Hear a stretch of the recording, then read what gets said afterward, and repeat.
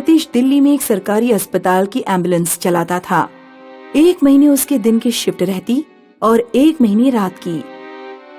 एक बार जब Satish night shift पर था तो उसके पास किसी औरत का फोन आया।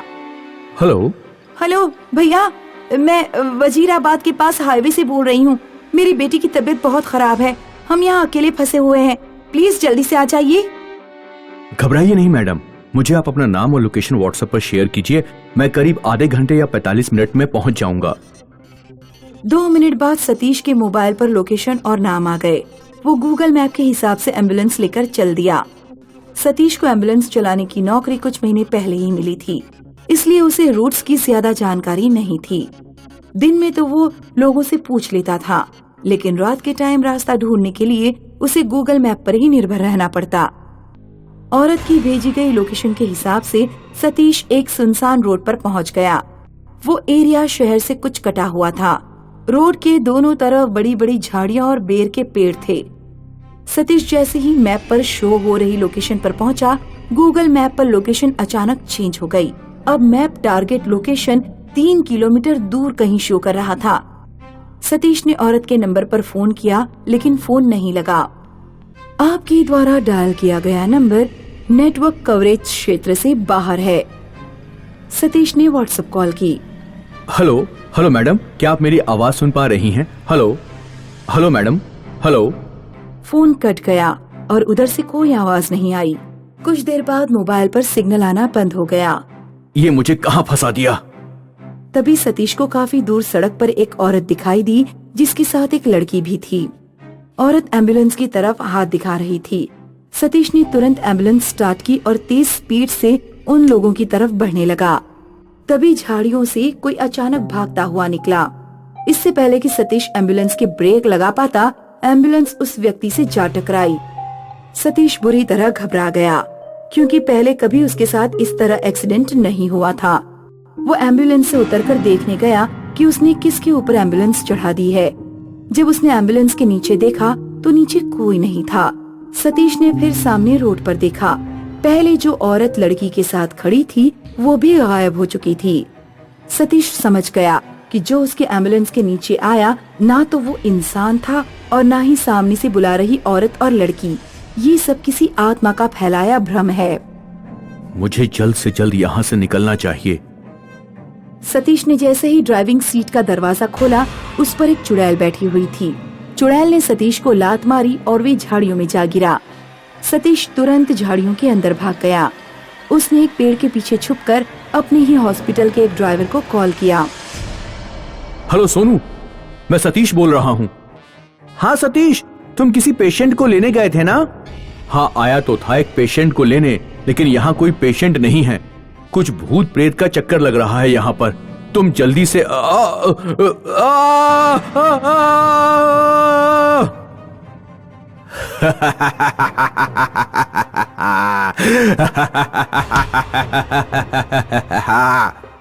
हेलो सतीश, क्या हो रहा है वहां पर?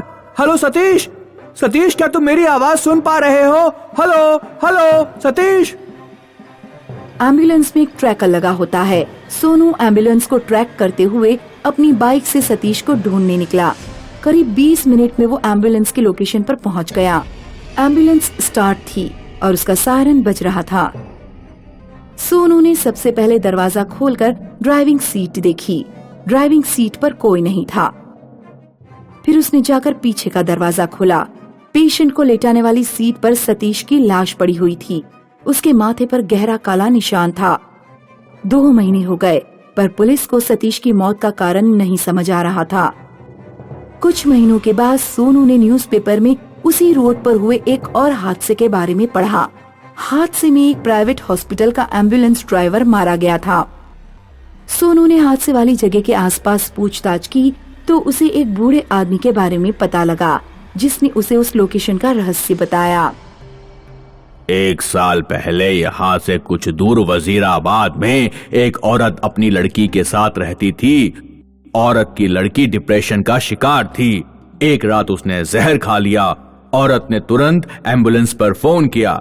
एम्बुलेंस ड्राइवर हॉस्पिटल से ठीक समय पर निकल गया था, लेकिन वो रास्ते में एक जगह शराब पीने के लिए रुक गया। ड्राइवर द्वारा की गई देरी के कारण लड़की की जान चली गई।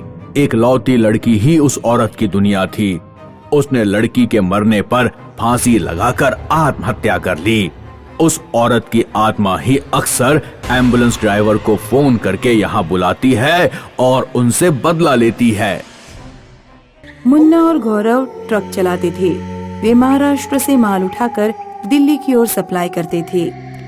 गर्मियों के दिनों में मुन्ना और गौरव दिन में किसी ढाबे पर रुककर आराम करते और रात में ट्रक चलाते, क्योंकि दिन में बहुत गर्मी पड़ा करती थी। गौरव उठ जाओ, शाम होने वाली है। आज हमें लाल कुआं रोड वाले जंगल में जाना है क्योंकि मेन रोड बंद है। मुन्ना और गौरव जब ढाबे से बाहर निकलने ही वाले थे तो ढाबे वाले ने उनसे कहा, भाई साहब, जंगल वाले रास्ते में जरा संभल कर जाना। करीब 3-4 दिन पहले 2 ड्राइवर उस रास्ते में गए थे तो वो लापता हो गए। कुछ दिनों बाद सिर्फ उनके धड़ जंगल में मिले। उनके सिरों का आज तक कुछ पता नहीं है। अखबार में खबर छपी थी, आप लोग भी सावधान रहना। ढाबे वाले की बातें सुनकर मुन्ना और गौरव सहम गए। एक दूसरे की हिम्मत बांधने के लिए वे ढाबे वाले की बुराई करने लगे। ये छोटे लाल ऐसे ही फेंकता रहता है। मैं तो न्यूज़पेपर पढ़ता रहता हूँ, मैंने कोई इस तरह की खबर नहीं पढ़ी। रात 11 बजे के करीब मुन्ना और गौरव का ट्रक सुनसान जंगल के बीचों बीच से गुजर रहा था। रोड पर बहुत कम वाहन जा रहे थे। गौरव ट्रक चला रहा था और मुन्ना बराबर में बैठा झपकी ले रहा था। एक बार जब मुन्ना की आंख खुली तो उसने देखा कि उसके बराबर में कोई सफेद साड़ी पहने बैठा ट्रक चला रहा है। मुन्ना चीख पड़ा। उसकी आंख आंचे से खुली तो उसने देखा कि गौरव ही ट्रक चला रहा है। क्या हुआ? ऐसे क्यों चीख पड़े? तुमने तो मुझे डरा ही दिया। मैंने सपना देखा। तभी अचानक किसी ने ट्रक के शीशे पर कुछ फेंक कर मारा। गौरव को ट्रक रोकना पड़ा। उन्होंने काफी दूरी पर सफेद साड़ी पहनी किसी औरत को जंगल में घुसते देखा। तुम्हारी जगह कोई और ट्रक चला रहा था। क्या हमें बाहर जाना चाहिए? मुझे डर लग रहा है, लेकिन हमें कम से कम बाहर जाकर देखना तो पड़ेगा कि किसी ने क्या फेंक कर मारा है। मुन्ना और गौरव ट्रक से बाहर निकले। उन्होंने देखा कि सड़क पर एक शकलगंजी पड़ी हुई है। शकलगंजी? वो भी इस मौसम में? रात में ऐसी शरारत कौन करेगा? दोनों ड्राइवर कुछ देर इधर उधर देखते रहे। जब उन्हें कोई नहीं दिखा तो वे अपने ट्रक पर चढ़े और आगे बढ़ गए। कुछ आगे जाने पर उन्हें एक आदमी और औरत शकलगंजी बेचते दिखाई दिए। हो सकता है इन्हीं में से किसी ने हमारे ट्रक पर शकलगंजी फेंक कर मारी हो। लेकिन हम उस जगह से काफी दूर निकल आए हैं, ये वहाँ कैसे पहुँच जाएंगे? मुन्ना और गौरव शकलगंजी बेचने वाले आदमी और औरत के पास गए। भाई साहब, शकलगंजी इस मौसम में नहीं आती, फिर भी आप शकलगंजी बेच रहे हैं? हम यहाँ हर मौसम में शकलगंजी बेचते हैं। रात भर लोग यहाँ से गुजरते हैं और आसपास कोई ढाबा भी नहीं है। शकलगंजी ठोस होती है, इसे खाकर पेट आसानी से भर जाता है। गौरव जब शकलगंजी बेचने वाले आदमी और औरत से बात कर रहा था तो मुन्ना की नजर आदमी औरत के पैरों पर पड़ गई। उनके पैर उल्टे थे। औरत की कमर में पीछे की तरफ एक लंबा चाकू घुसा हुआ था। गौरव ने 2 शकलगंजी खरीद ली।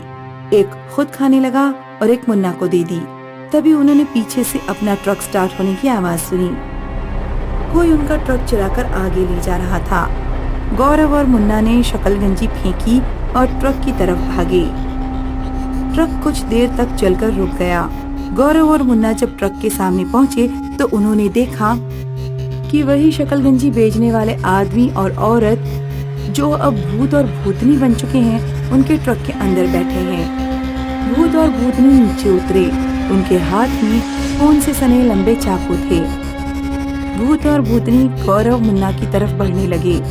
मुन्ना और गौरव दूसरी तरफ भागे, लेकिन दूसरी तरफ से भी उन्हें भूत और भूतनी आते दिखाई दिए। अब वे बीच में घिर चुके थे। उन्हें लगा कि अब वे नहीं बचेंगे। तभी 2 ट्रक बड़ी तेज स्पीड में आए। उन्होंने चुड़ैल और भूतनी को कुचल दिया और मुन्ना गौरव का हाथ पकड़कर उन्हें अंदर खींच लिया। ट्रक काफी दूर जाकर एक भीड़ भाड़ वाली जगह पर रुका। मुन्ना और गौरव ने उनकी जान बचाने वाले आदमियों को शुक्रिया कहा। अगर आप लोग सही समय पर नहीं आते तो वे भूत और भूतनी हमें मार ही डालते। शुक्र मनाओ कि हम लोगों की तुम पर नजर पड़ गई। उस रोड पर शकलगंजी खरीदने कभी मत उतरना। वो दोनों आदमी औरत जिंदा नहीं हैं। वे कई साल पहले मर चुके हैं। बहुत साल पहले ये रोड अच्छा चलता था, लेकिन जब मेन रोड बन गया तो फिर इधर से लोगों ने गुजरना बंद कर दिया। इस रोड पर रामकिशन और पुष्पा नाम के आदमी औरत शकलगंजी बेचा करते थे। एक रात कुछ ट्रक वालों ने पुष्पा के साथ छेड़छाड़ की। रामकिशन ने जब उसका विरोध किया तो ट्रक वालों ने चाकू से रामकिशन और पुष्पा की हत्या कर दी और भाग गए। तब से रामकिशन और पुष्पा की आत्मा ट्रक वालों से बदला लेती है। भूल कर भी उस सड़क पर शकलगंजी लेने ट्रक से मत उतरना।